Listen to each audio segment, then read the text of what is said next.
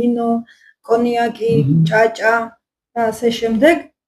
ვიცით რომ სასმელი ზოგადად ორგანიზმისთვის კარგი არ არის, ხო, მაინც მაგრამ მაინც ვიცოდეთ რომელი დავლიოთ. ცუცსა და უარეს შორის. ძირითადი მომენტი ხარ, მეც კი ბატონო ლუდის გემო მიყვარს და აღარ სვა, მაგრამ ნუ ძალიან სვავდი. მე გეტყვით რომ ალკოჰოლით როდესაც იღებს ალკოჰოლს, ძირითადი მიზანი ამ ალკოჰოლს არის რომ სპირტი მიიღო და სპირტით თრობა გამოიწვიოთ, ხო? როგორი ფორმით შევა ორგანიზმში სპირტი, ღვიძლისთვის არ აქვს მნიშვნელობა.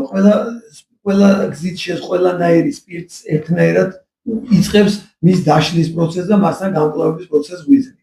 მაგრამ როდესაც სპირტს იღებ, ქემაის ნუ დაამატებთ ამ სპირტს კიდე დამატებით დიდ დატვირთვას ორგანიზმის, როგორც არის შაქრები. შაქრები ყველაზე მეტი ღვინოში, არის ლუდში და სხვა სასმელებში, რომელიც არ არის სუფთა სპირტზე დამზადებული. შეგიძლიათ თუ მაინც და მაინც უნდა დალიოთ სპირტი, დალიეთ კონიაკი, ვისკი, ან თქვენ მიერ დაყენებული არაყი. მეორე მეკითხება რატო და ნაკიდი არა, იმიტომ რომ არაყი ეს არის ის სასმელი, რომელსაც გემო არ აქვს და ფალსიფიცირებული არის ნაირ-ნაირი. მათ შორის თითქოს საფირმო ბოთლში ჩასული. ბევრი შემხოდრია, ამიტომ და თუ თქვენ თვითონ დაწურავთ, გამოხდით უბრალოდ არ არის. კი ბატონო, თუმცა გამოხდილ ჭაჭაში, რომელსაც სახლის პირობებში ხდით, ის ეთერზეთების და სხვა კომპონენტები მიყვება ამ ორთხრების პროცესში და თლაც სასარგებლო არ არის, ისინი ღვიძლს ტვირთავენ. ქარხნულში ის გაფილტრულია. და ამიტომ არის თქვა სახში დამზადებული ქარხნული ჯობია. თუმცა კონიაკი და ვისკი გემოსიცური თუ არის ფალსიფიცირებული, იმ წუთში მიხვდები. თუ მაინც და მაინც ალკოჰოლი უნდა მიიღოთ, ქემაიც მიიღეთ შაქრის გარეშე. რომ ალკოჰოლი ცალკე და შაქრის გაფილტრა და მისი ნეიტრალიზაცია ცალკე ღვიძლს ბოლომდე ანგრევს, ხვდებით? აჰა. ანუ ორის მაგივრად ერთი რამით დავაზიანო. კი ბატონო, თან ღვინოში არის ალკოჰოლთან ერთად გლუკოზას და ფრუქტოზას.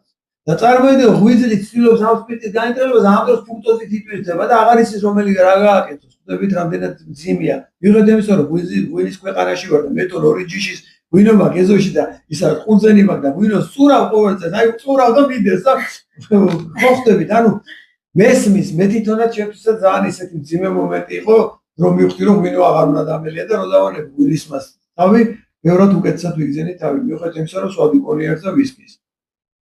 ნუ იქ შაქარი წარმოიდგინეთ, ეხლა რომ აი გაგუგლეთ ძალიან მარტივია. ღვინო შეიძლება იყოს 4 და 20%-მდე შაქრიანობის. 4% ნიშნავს, რომ ყოველ 100 მლ ღვინოში არის 4 გრამი შაქარი. წარმოიდგინე სუფრასთან დაჯექი და ნუ რაღაცა ღვინის ჭიქები არის 150-180 მლ, ნუ 100 ვთქვა, ყველაზე პატარა ჭიქა, ხო? რაც ძალიან მეჭვება საქართველოს ქართულ სუფრებზე არ მინახე. მაგრამ თქვა 100 გრამი. დაუშვათ დალიეთ ხო ყოველ თქვა 5 წუთში, 7 წუთში თითო სადღეგრძელო სვან ქართულ ტრადიცია ასე. ყოველ 5-7 წუთში იღებთ 4 გრამ შაქარს. 4 გრამი შაქარი არის 1 ჩაის კონზე უფრო მეტი. თუ ჩაის შაქარი, იმიტომ რომ შაქარში, ღვინის შაქარში 65% გლუკოზაა, 25% ფრუქტოზაა. მაინც არის მაგაში. ხო, აბა იყო ლეწვის გამზადდება და ესეც იგივე ძინა ჭახისგან დამზადდება, იგივე ნაწილი ფრუქტოზა, ნაწილი გლუკოზა. წარმოიდგინეთ რომ 4 გრამი სუფთა გლუკოზა თუ ფრუქტოზასაც არის კი ბატონო.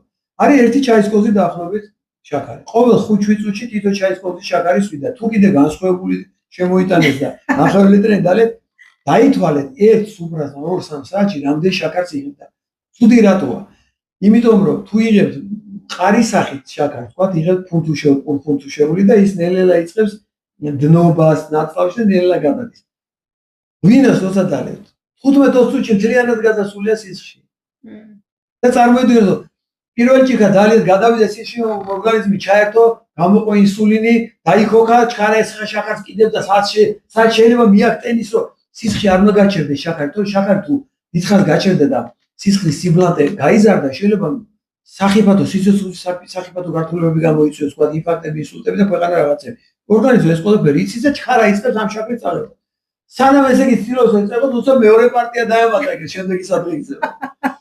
აბა ჩქარა იმაზე და აი წარმოიდგინე ორგანიზმს წნეხავთ რა, 300 კილო გის აჭარინებ და ხელიდან არ აშვებინებ, ხდებით? ამიტომ ამ ძიმე სიტუაცია მესმის. რატო არის ევროპელები ჩვენ გონო დებილები არა, სმარიციან და დაჯერებიან მთელი სახელმწიფო ეჭიკას უკავენ. იმას ამერჭუკაში 4 გრამს მიიღებს 3-4-5 საათის განმავლობაში და მე ადგება და იმიდან ბარიდან რესტორნიდან ფეხით წავა სახში და იმას უდაწვავს. და ჩვენ ისინი შტერები გვეგონე რა იციან მაგათმა დალებოთ KP რა იციან თუ რა იმაწოდნია თუ წოდნია და ვიხრის წინ და ჩვენ მეორად ასე გლობა